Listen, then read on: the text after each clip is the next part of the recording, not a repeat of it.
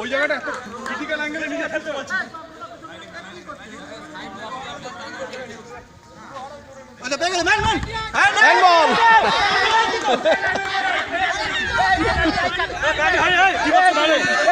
এইখানে এইখানে এইখানে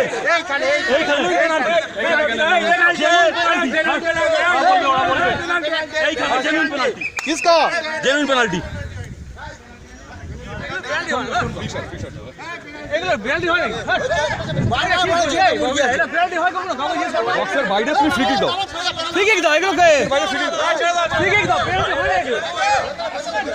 কি বলছো সবাই?